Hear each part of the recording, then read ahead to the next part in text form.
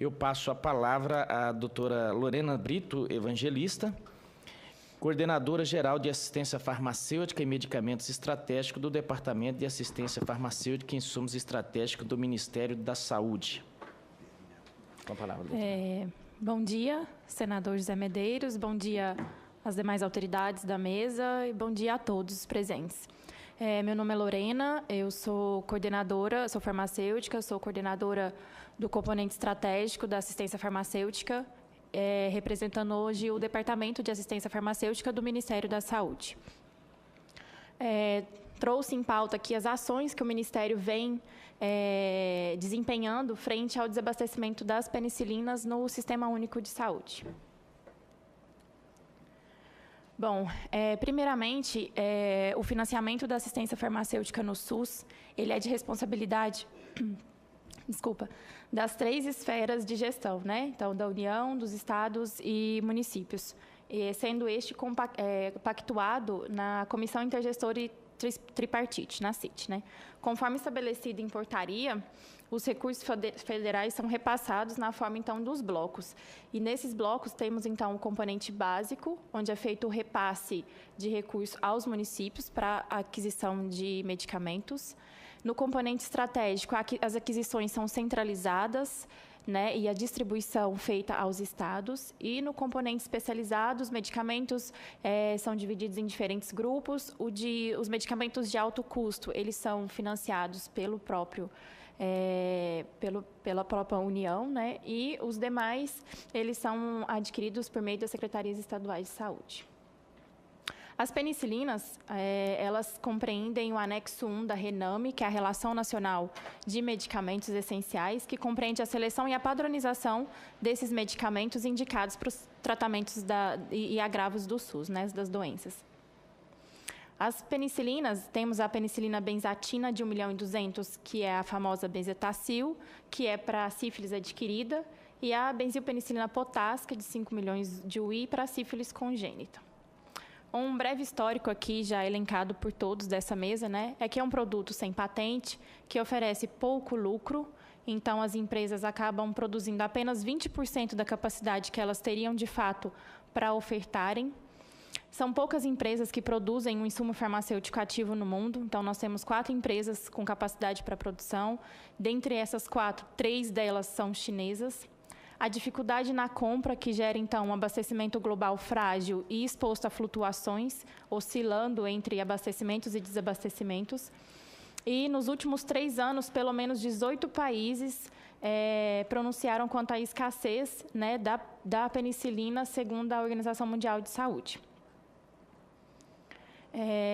Com isso, os casos de sífilis, com isso e outros fatores, né? Claro que a gente também pode associar as dificuldades no pré-natal, mas a sífilis vem crescendo de forma exponencial, né? Tendo um aumento aí de 314% na Espanha, cresceu quase que 13 vezes no Reino Unido. Então, isso é uma escassez mundial mesmo, é uma dificuldade na aquisição da matéria-prima a nível mundial.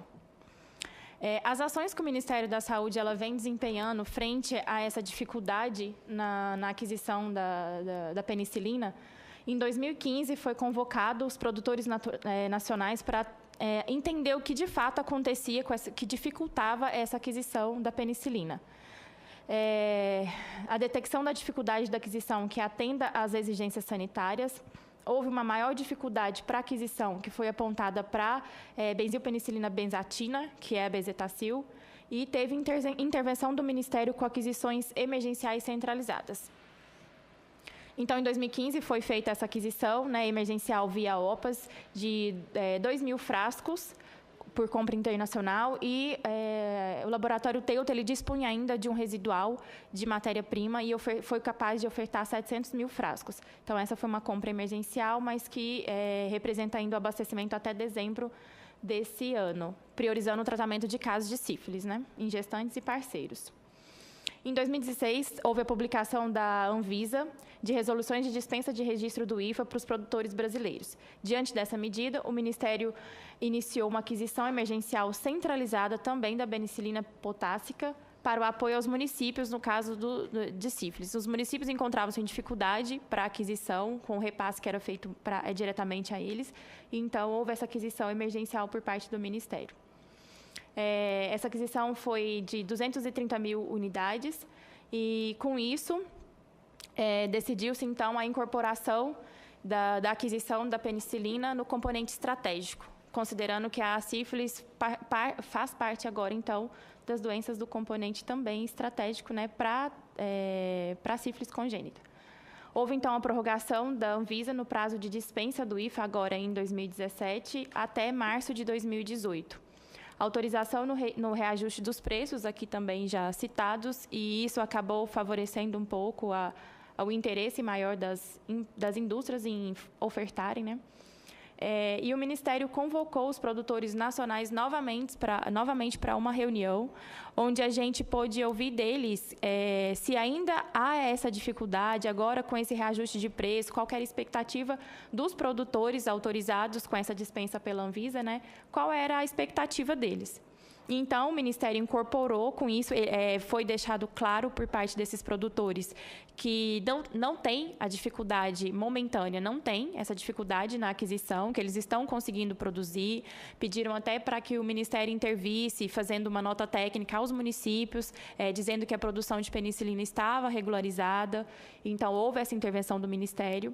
E, então, o Ministério incorporou essas duas penicilinas no componente estratégico. Então, a aquisição passa a ser centralizada, a distribuição passa a ser de responsabilidade do Ministério diretamente para os estados. E, a partir de 2018, já a compra feita esse ano para abastecer 2018. A previsão de aquisição para 2018, né, é de 2.400.000 frascos de penicilina benzatina e 450 mil frascos da penicilina potássica. Um total de investimento de 12 milhões. Isso, então, de forma centralizada pelo componente estratégico. A meta, então, para 2018, em cima da convocação que a gente fez para as empresas produtoras, em cima da regularidade da produção da benzilpenicilina, ofertar o medicamento de forma centralizada para atender todos os casos detectados, casos de sífilis detectados no Brasil. Obrigada. Muito obrigado, doutora Lorena. Tem algumas perguntas aqui. Que outros antibióticos e medicamentos têm a mesma situação de desabastecimento que as penicilinas no âmbito do SUS e por quê? E se o Ministério da Saúde tem alguma política para solucionar isso? Outra pergunta aqui, talvez essa seja para a doutora Lorena, se o aumento da incidência de sífilis no Brasil tem relação com o desabastecimento da penicilina. Bom, quem é o responsável pela compra de penicilina no âmbito do sistema de saúde? Município, Estado ou União. Isso. Mas aí eu deixo aqui essas perguntas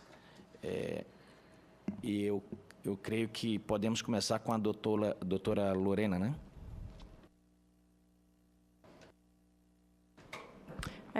Bom, primeiramente, a responsabilidade da compra, então, assim, continua sendo ainda de municípios para outras doenças. Para a sífilis, em específico, a responsabilidade de compra é centralizada, então, agora é da União, por parte do componente estratégico, tá? Da assistência farmacêutica. Municípios continuam comprando para as demais doenças. Outros antibióticos que citaram aí, outros medicamentos que encontram-se no mesmo risco de desabastecimento, a princípio é difícil elencar, né? São uma série de medicamentos, mas eu deixo claro que, inclusive, a benzilpenicilina, ela não encontra, assim, desabastecimento mais, né? Houve essa regularização, isso a gente tentou deixar claro com essa convocação que a gente teve das empresas produtoras. Então, isso já é uma segurança para a gente que no próximo ano a gente tenha essa compra da benzilpenicilina. Se podemos falar se o caso de sífilis está associado ao desabastecimento que houve dessas penicilinas? Não só não só devido a esse fato. Claro, esse fato é um fator que contribuiu, mas não só isso, né? Então, casos de pré-natal, melhor acompanhamento durante um pré-natal poderiam também reduzir casos de sífilis. Então, tem outros agravos que podem ser tratados, podem ser melhores discutidos, melhores acompanhados durante a gestação e que não só a falta da benzilpenicilina. Então, eu acho que fica aqui claro que uma das situações principais também é o acompanhamento do pré-natal. Não sei se eu respondi todas. Não, muito obrigado, doutora Lorena.